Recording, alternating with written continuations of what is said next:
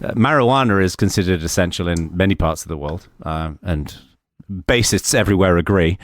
Yeah, and Bob Marley albums.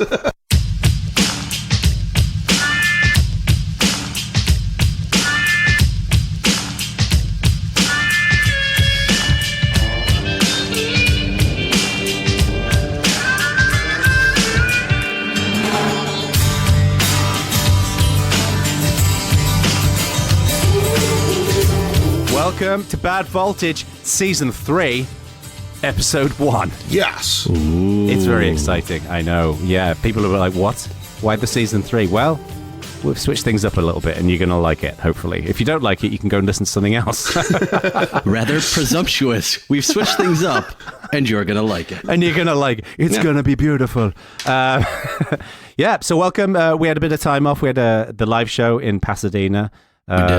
Just before all the corona stuff kicked off around the world. Hope all of you are staying safe and well. Thank you to VMware for sponsoring our live show, and thank you, of course, to our friends at Scale for giving us a stage and everybody who came to it. So yeah, it was a good time, wasn't it? Yeah, great time. It was a top laugh, and I managed to make it home before they closed all the borders, so that was encouraging. Since was basically a buzzer beater all around on that. And I mean, having seen Los Angeles a couple of times, I really don't want to live there. So you're not the only one. No. Spoken like everybody who doesn't live in Los Angeles. And I think about half the people who do. All right. And now, and finally,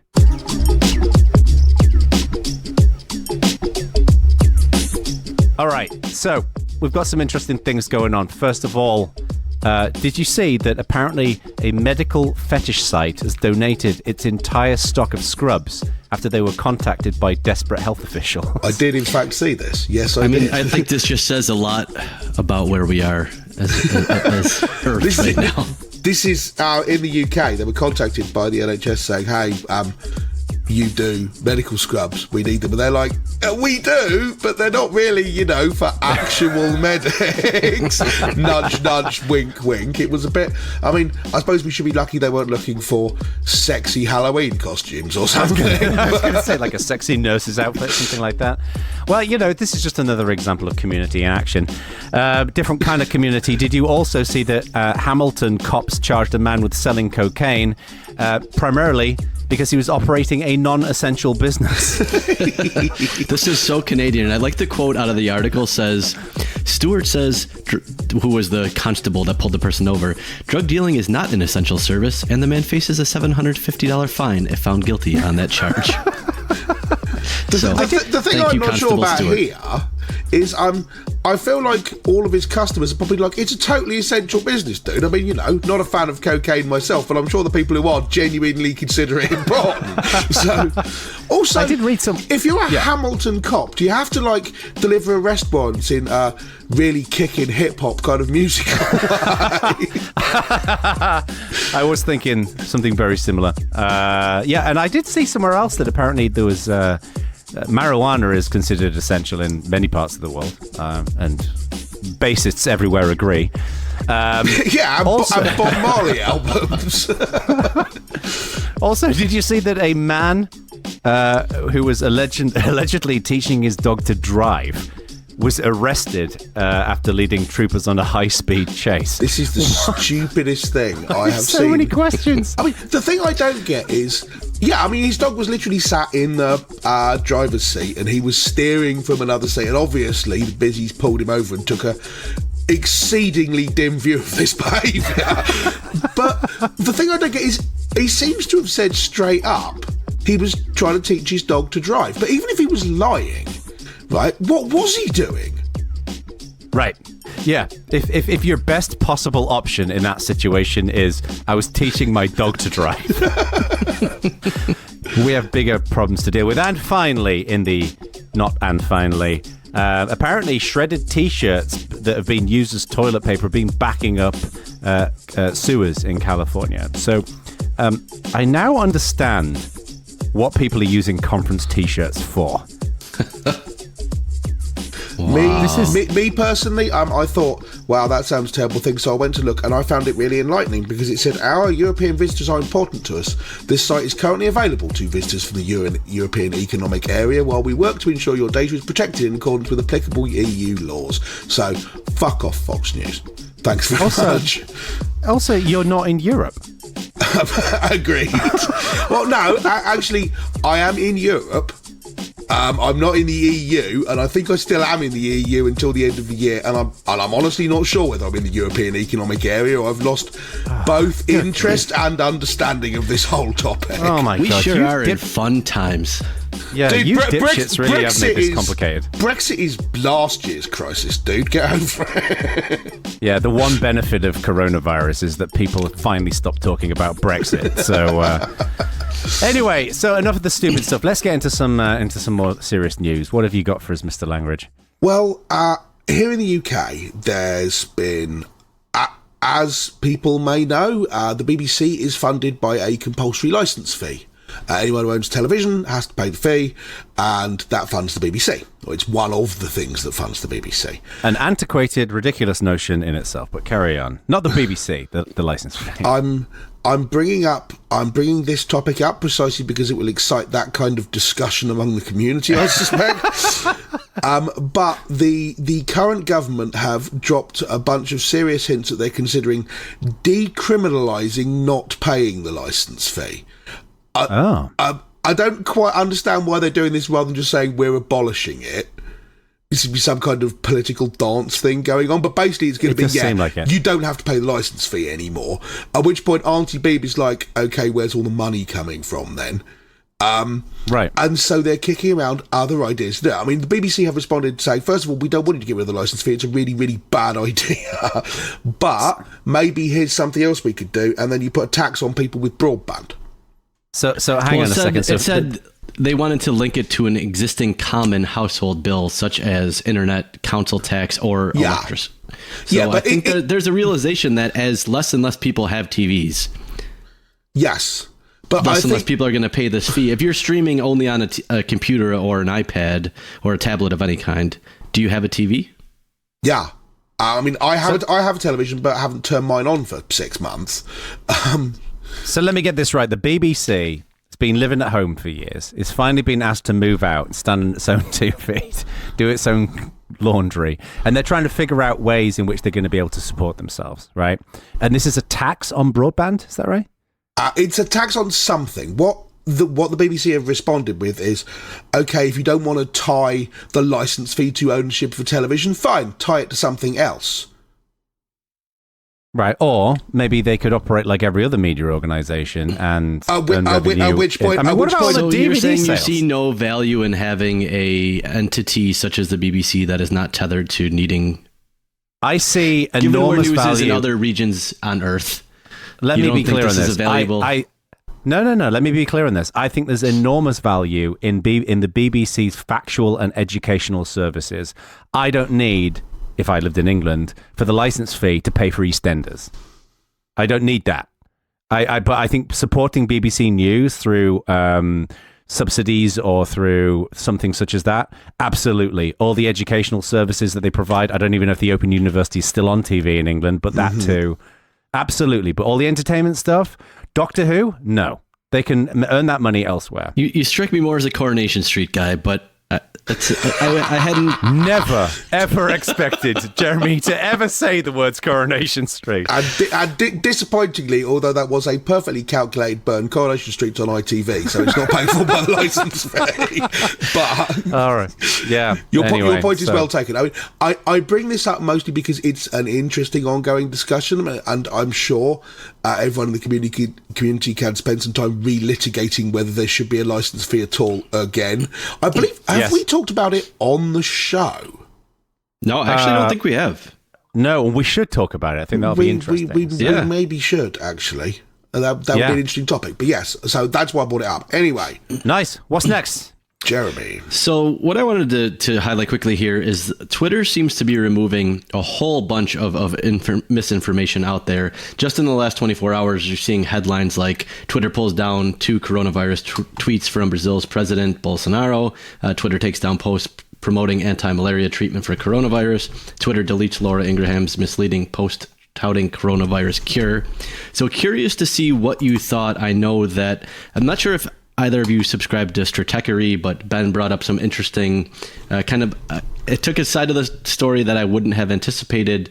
So I think it's interesting that they're trying. What do you think of them trying A, and what do you think about the policy B?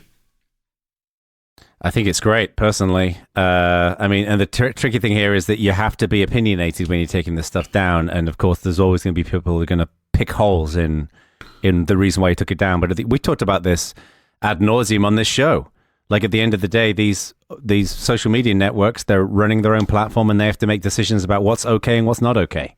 Yeah, the stuff that Thomson at Stratechery brought up is, especially around coronavirus stuff, their definition of misinformation is going against things that the experts say. The experts are the World Health Organization, and Thomson says the World Health Organization are a bit too beholden to China. I didn't know about this. I still don't know what I think about it, but I didn't know about it until I read his piece. But yeah, it plays into the discussions we've had before about, you say, well, we want to listen to experts, at which point a bunch of people are going to say, but which experts? We've got a bunch of experts who say homeopathy is a great idea, or whatever. Right. Part of his point in that article was, in the very beginning, it seemed like the WHO said masks, you should not wear masks unless you're sick, but that ignores the fact that that the virus, up to 80% of the people may be asymptomatic who is sick, first of all. Yeah. Right. And aside from that, it seems to be trending now that even if you're not sick, it might actually help. And you have to balance that with the fact that there's a huge supply shortage of masks. So as the expert's opinion evolves, let's say a month from now, the WHO says, okay, you should wear a mask. Does Twitter then go back and delete WHO tweets that say you shouldn't? Do they go back and undelete stuff that they deleted? The problem is that that's where the policies gets tricky. Yeah, I don't want to come down too hard on this policy, because this is an example of Twitter attempting to take some responsibility over what's communicated on their platform, which is better than their current stance of going, nothing to do with us, we're just a carrier medium. So, probably a good thing, I think. And to be fair as well, that's not Twitter's stance today. They actually take a great degree of control over removing stuff from the platform, and they don't allow political ads. So it's not like today they're doing nothing. No, that's fair. Your point still stands. So, did you also see that Zoom meetings, there was a claim with Zoom that their meetings were encrypted end-to-end, and they are in fact not encrypted end-to-end. How mendacious a claim this is depends on what you think about Zoom, in my opinion. They are... they're doing essentially transport level security, so TLS, like HTTPS websites are. So the connection in between everyone talking and Zoom is encrypted, but it's not encrypted from Zoom. Once your video data gets to Zoom, they can look at it. End-to-end encryption is a real term that already exists, which means that the people on the call have the decryption keys and Zoom themselves do not. So whether you think that Zoom made an honest mistake and said, end-to-end encryption, whereas what they really meant was transport level, or whether they decided to mendaciously claim end-to-end encryption while knowing that wasn't the case because it sounds better.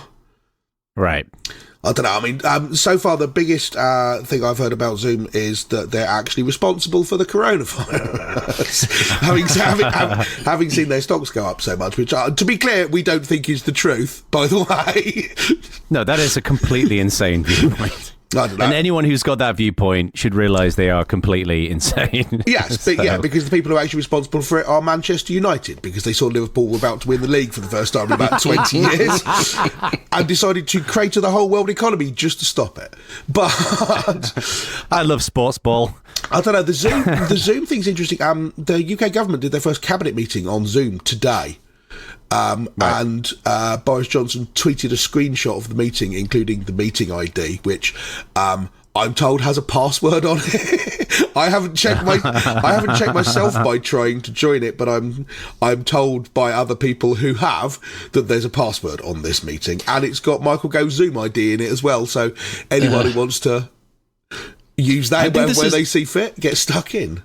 This is one of those tough positions that I think tech companies want to move fast and break things, as they say. And I think Zoom is trying to do the right thing. But if you look at their history as a company, they had the Mac installer that installed the web server without telling you about it. They've done a couple things that in a vacuum seem like they weren't ill-intentioned, even though they had bad outcomes. But when you stack a bunch of those together, I think it says more about your company culture and wanting to just move fast. And they seem to be hyper-focused on making sure the experience is good. So they're doing things through that lens without perhaps looking at the knock-on effect of that tunnel vision. Yeah. I think that's exactly the point. That precisely, they're doing the move fast and break things. It's, yes, we want the experience to be great. Literally everything else is subordinate to that, and I understand that point of view, right? I mean, taking a design-led, user experience-led approach is a great idea, but what you're not allowed to do is just cast security entirely overboard in pursuit of that goal, because the security and privacy stuff exists for a reason. Yeah, I agree. The one benefit, of course, of this increased usage of Zoom that I discovered the other day was listening to 20 children all dialing into the same class, all saying, "The camera's not working, my mate, I can't hear you." One of the most adorable things. Welcome children who are now doing schooling over Zoom to the tech world for the last 5 years, where the first 5 minutes of every call is, nope, can't hear you, no, you're muted, I think. Yes. No. And also, in 20 years, when these children are in the workplace, it still won't be fixed. People will still have problems with their cameras. But they'll be working from home then, because as far as I can tell, everyone just works from home forever now.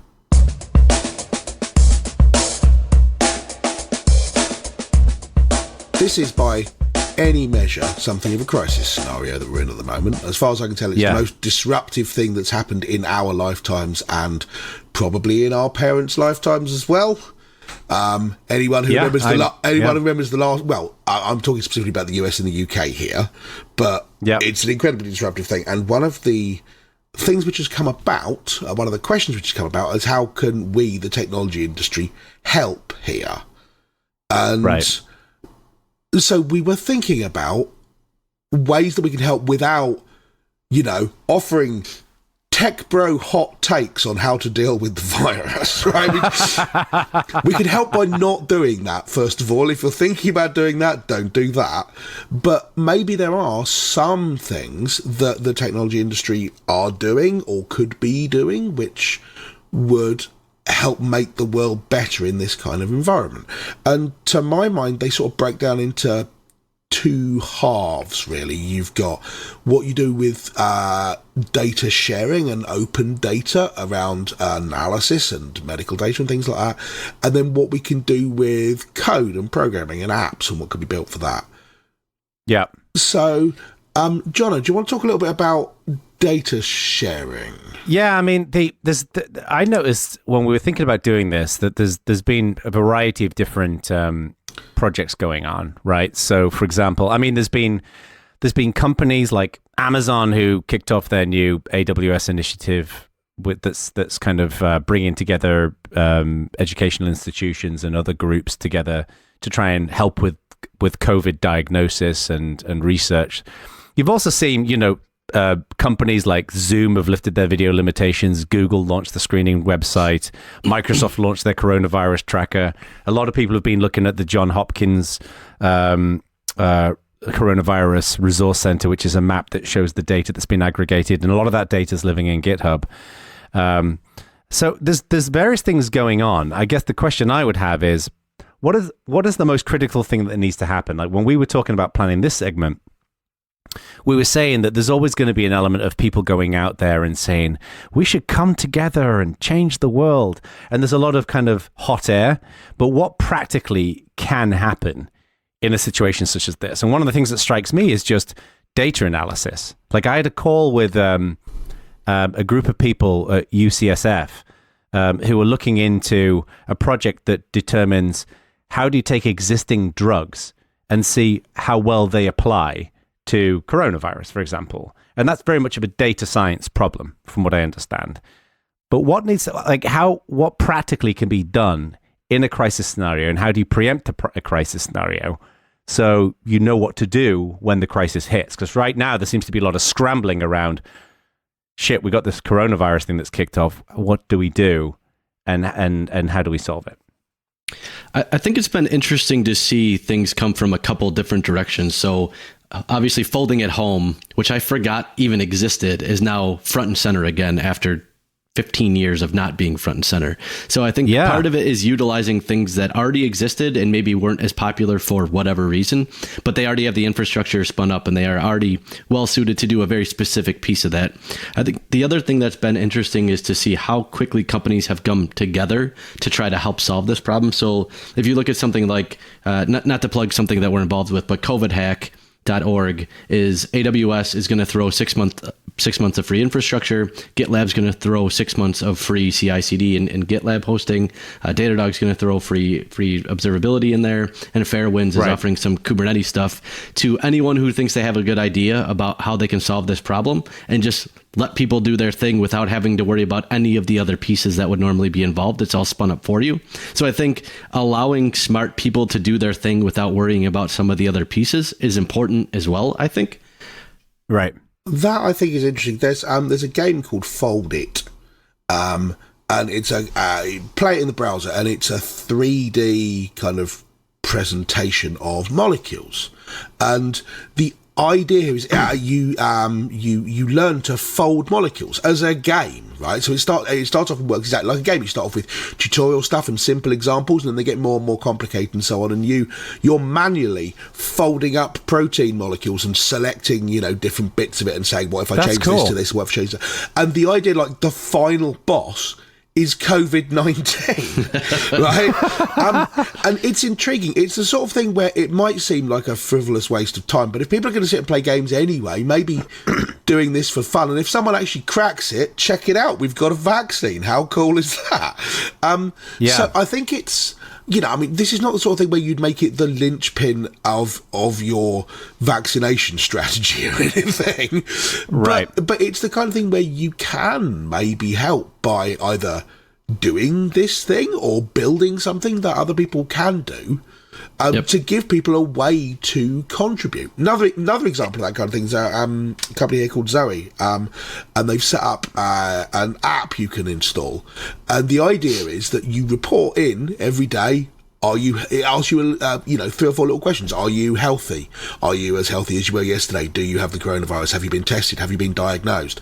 And the idea here is just to do citizen data collection, Right. And you should install it and use it even if you are healthy, because at the moment, I think the big problems that a lot of governments have got is they don't have good data for... You've seen the totals of people who've died, people who've got the virus, people who've been tested and so on.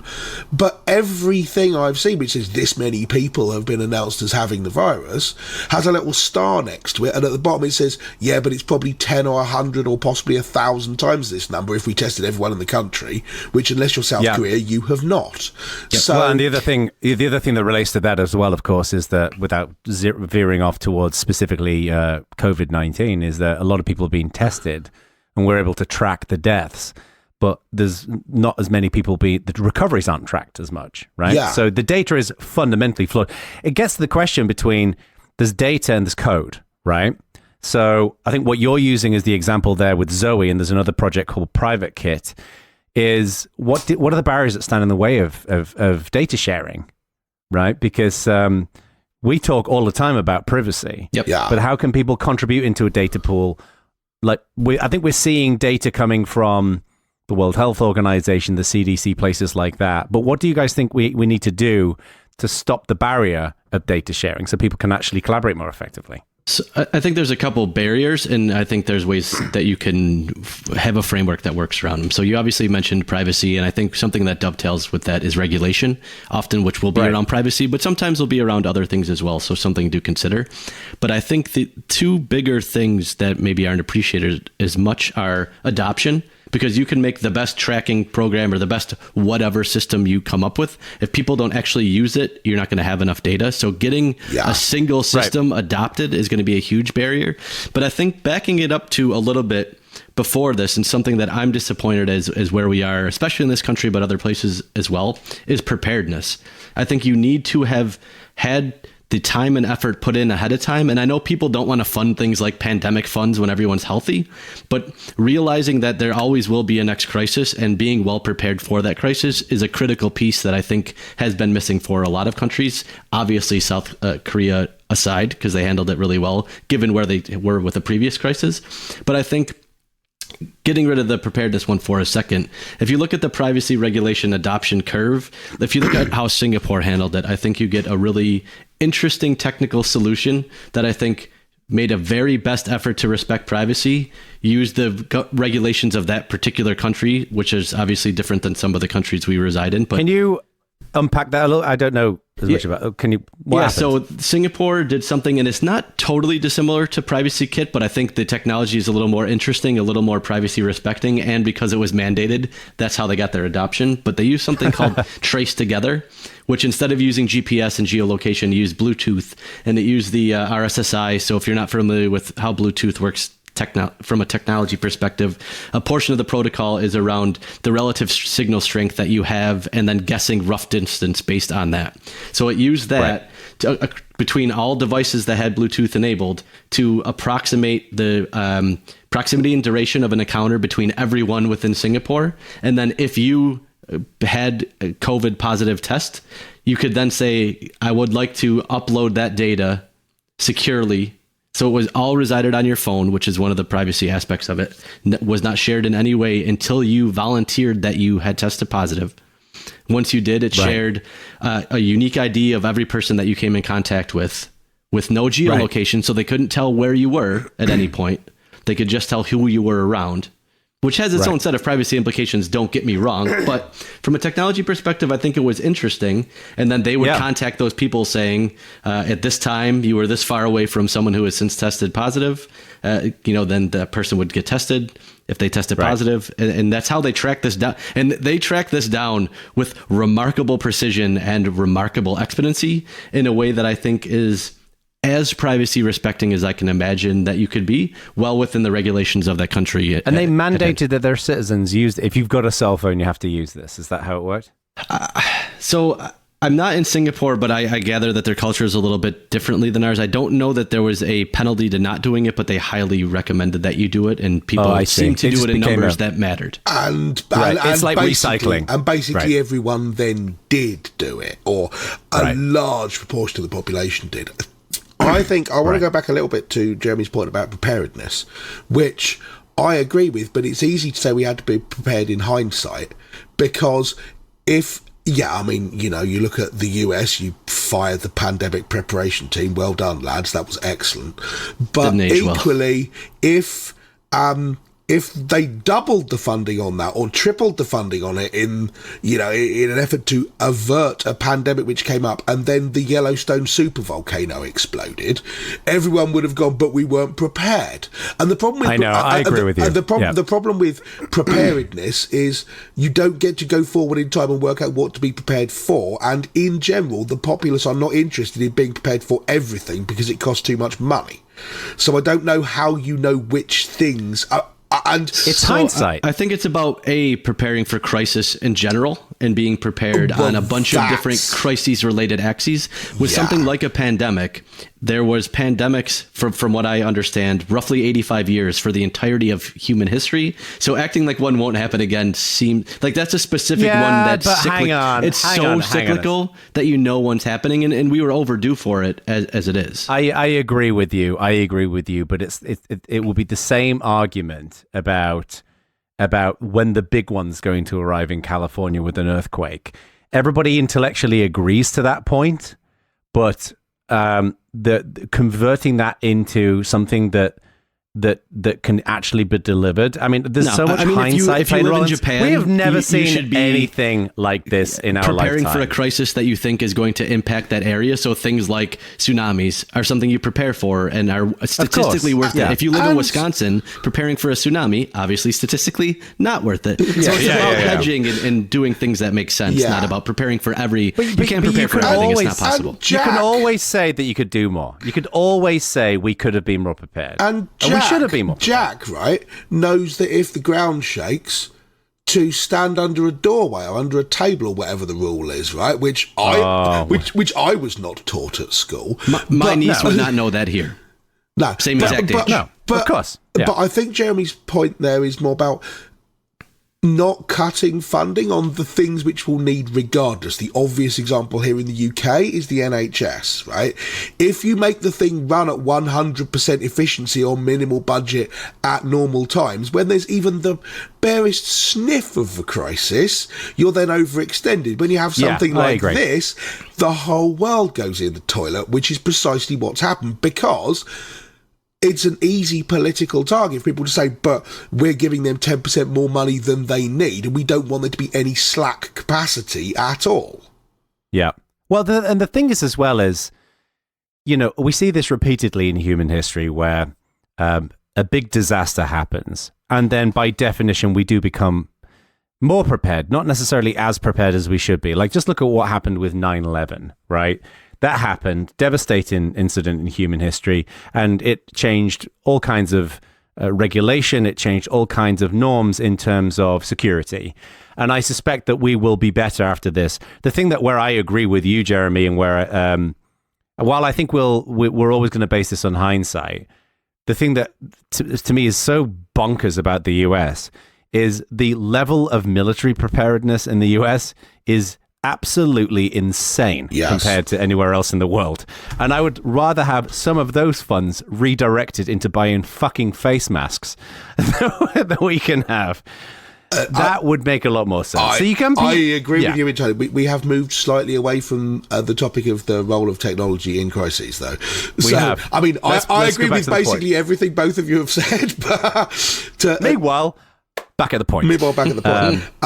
So we've talked a bit about data sharing and how that's useful, but maybe we should talk about code as well. Yeah. I mean, this does seem like the other side of things, right? Is the first question I would have here is, what is the role of open source and proprietary code in this? Because we're seeing a lot of these open source projects kicking off, for example. But as we said earlier on, you've got to gather momentum around a common set of projects for it to really work. What worries me about the open source community is everybody says, well, we have too many frameworks. I'm going to create a new framework that will solve this problem. Right? To this day, one of my favorite XKCDs. But I think part of it is having whether it's an NGO or I think one system of entities, for lack of a better word, that's really been stepping up here is higher education. You look at MIT open source, the cheap ventilator design that they want anyone to be able to produce. I think you've seen a couple, like Johns Hopkins is doing the data dashboard. Stanford's doing a bunch of great stuff. I think they are well suited to do these things, but you need someone really driving a very opinionated, well scoped, narrowly defined thing to do. What that's around, I think, is less important as long as it meets those criteria. So I think that is having someone to drive that and to be opinionated, and that is trusted enough that other people will look at that opinionated decision and go along with it, so they get that critical mass of participation, I think is important. You look at Debian is doing a anti-coronavirus hackathon. Curious to see what comes out of something like that. It almost begs the question, we've got, in recent years, we've developed all kinds of processes and methodology around how to build open source, right? If you look at the software development lifecycle, if you look at the role of CI/CD in projects, it almost seems like there needs to be a framework or a methodology for how to build open source quickly, like on a timeline. Because much as we were just talking about preparedness, you can always look back in hindsight and say we should have had this software or this data sharing, but we don't. So people then scramble to put this together. What do you think we'd need to do to build open source on a timeline so that whatever disaster happens in the future and people are like, we need to build something that will help us with this, how do you do it quickly? It is my feeling that you are both right, that the way to get something built is to have someone in charge who sets the direction and what happens, and then everyone else implements and works on their ideas. But you're not joining the project in order to steer it. You're joining the direction in order to help implement it. Now, ordinarily, I don't particularly like that kind of open source project because it's very much controlling. Very much I make the decisions, and normally it's our company who do this, and then you people all just slave labour who do what we tell you. I don't particularly like that, but crisis rules, normal rules are suspended. If you want to get a thing built quickly, and that's your overriding goal, design by committee is the utter antithesis of that. Yeah. The problem is, I think it would be perfectly possible to put together a methodology for how to do this, and largely we already have that. I mean, the idea of benevolent dictators for life, or sometimes not very benevolent dictators for life, has existed in open source projects for years and years and years and years. But I think if you came up with a methodology, instead of people fighting about the best way to do a project, they'd fight about who gets to be the BDFL. And the second thing that I think is important, and you may disagree on, is I would like to see, instead of there being 10 different projects on this, people putting their egos to one side and their desire for perfect completion to one side and saying, it's better that all of us work on this thing than it is to all have slightly different ideas for what the goal is, and so we all do 30%. Right. Yeah, I agree with you. But that's not a thing you can write down. Problem? It's a solvable problem, but it's not a solvable problem by writing it down in the methodology. It's a solvable problem by just banging people's heads together, which you're not allowed to do. Especially because you can't do that without getting within 6 feet of them, which is a no-no. But I do think that there could be something interesting in having the crisis way, where you determine social patterns that would be inappropriate in a crisis scenario. Like, so in the normal day-to-day, this is the reason why we have 50 different window managers in the open source world, right? It's because everyone had their own idea about how to do it. And for something like that, it doesn't... And that's fine. It doesn't really matter, right? If you've got a different idea, then absolutely. But play that idea out, and the definition of success is one that you get to define for yourself. So either you define that as popularity, or you define it as cleaving as closely as possible to your original concept, even if you're the only person on earth who uses it, or whatever. But the definition of success when you're building software to help with a crisis is that it helps with the crisis. Exactly. And that's why I wonder whether one element of this could be that if there was, like, when a crisis kicks off and someone starts a new project and they say, we're going to use the crisis methodology, whatever that might be, one element of that is, the first step should be, does something else exist that's doing what you're trying to do, that's already got more momentum? And therefore, can we contribute to that to help it improve? At which point, if you work on proprietary software for a company, then you are recompensed for that by being paid a salary. That's how capitalism works. The open source approach to things, especially for collaborative projects between individuals rather than a company open sourcing something, the rewards are still supposed to be there. They just come in things like reputation instead.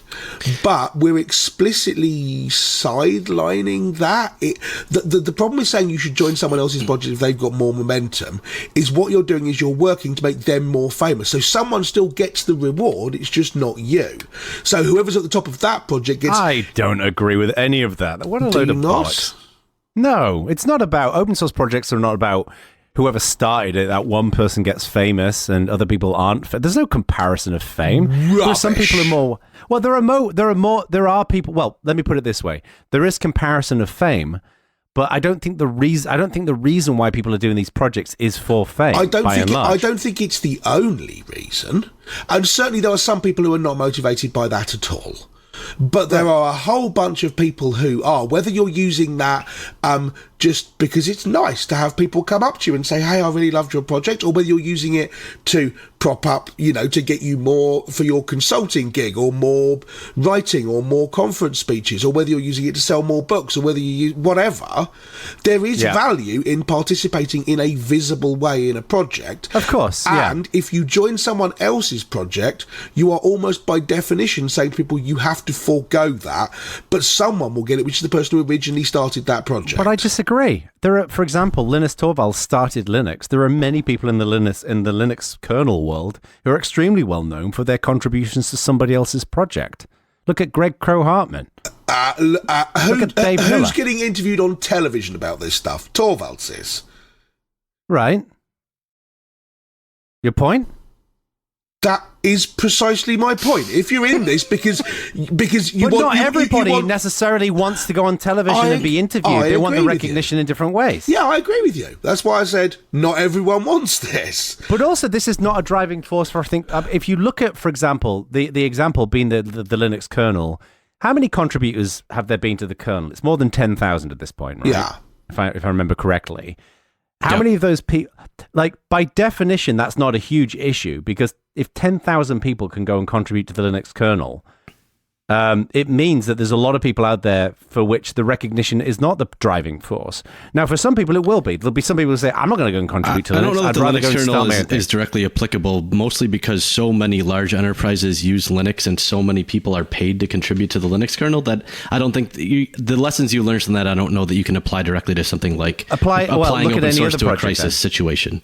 I think you're going to have a different group of people. I think look at any other project. Open source consistently attracts people who aren't necessarily looking for the limelight. Now, there are some people who do want the limelight. I'm not saying you're wrong, Ak. There are people who I think part of the issue here for me is that a lot of times, especially if you look at companies that contribute to open source or the kind of projects that have either a large foundation or a company involved, is open source, especially small collaborative projects, I think underappreciate the value of a good program manager or a good product manager, or things that traditionally in a corporate world, you would have paid someone to do a very specific thing to keep driving forward with that vision.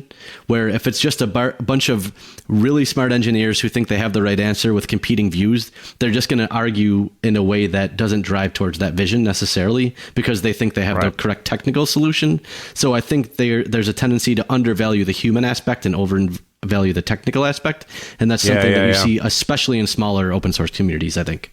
I think it's something you see throughout the open source community, overvaluing technical solutions and undervaluing social solutions to problems. And part of the reason I think that's the case is in a company, your program manager or your product manager or whatever has the authority to tell people, don't do it that way, do it this way. But in an open source project, that's largely not the case. I can't think of an open source project who has someone whose job it is to set and shape that direction but doesn't do any coding and they're in a position of authority about it.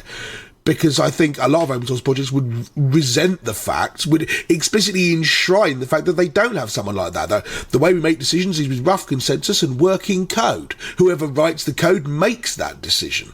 It's an explicit rejection of the concept of product managers. I think the only example would be release managers in various projects. They might not necessarily write code for the project, but they're still very technical people, and they're usually prior developers who've stepped into a release management role. Yeah. So since we're talking about, in the this stuff in a crisis, what advice would we give people who are doing this? I mean, if you had to sum up this idea of the open source crisis handbook, Sun Tzu's Art of War, brackets open source brackets crisis edition. What is it good for? What would you how would you summarize that viewpoint for people who are going away right now and thinking, hey, I can write code, surely my skills are needed somewhere in this, I want to help, I want to contribute? What would you suggest they do? Well, it strikes me that there's a few things. We talked about being opinionated, seeing if something else already exists. I think the other element that I would say is be very clear on what you're trying to do here in a way that other people who aren't you can understand. Like, someone reached out to me about PrivateKit, for example, and I went and looked at the website. I could not understand what it did. And he had to explain it to me twice to really understand it. And I don't think I'm a stupid person. It just wasn't very clear on the website. So to me, like, being clear on what you're trying to do. And one element which is hard to codify is, yeah, like your point, put your ego to one side and say, like, what can we do to the common good? And I think there could be a lot of value in having even if it's just a core set of principles around that people can guide people in writing open source quickly, and having a place where people can go and find these projects. So the other challenge here is, GitHub is littered with projects that are working on COVID right now, which is great, but there's not really a central place where you can go and see what existing work's going on, so you can go and join forces. It'd be great to have that. I don't think I agree with you. I think you are a stupid person. No, I completely agree with you on all of that stuff. I was surprised I didn't get rattled about that comment, by the way. Bombshell. I agree with all of that. I think that's a good summary. But I think this is a good conversation for the old Bad Voltage community. I concur with that assessment. So go and, what do you think we could do to provide better guidance for how to build open source or any tech in a crisis scenario? Do it quickly, high quality, and together. So go to community.badvoltage.org. You can go and join there, or you can go to the Slack channel and just ignore him coughing. We're all thinking the same thing. I have a cold. All right. Well, I think that pretty much wraps it up. Yes. So should we? That was Bad Voltage Series 3, Episode 1. We'd be interested, as we say, in any of your thoughts on any of this stuff we brought up, whether it's the news or this large topic. Let us know what you think. Yep. We'll see you on the next one.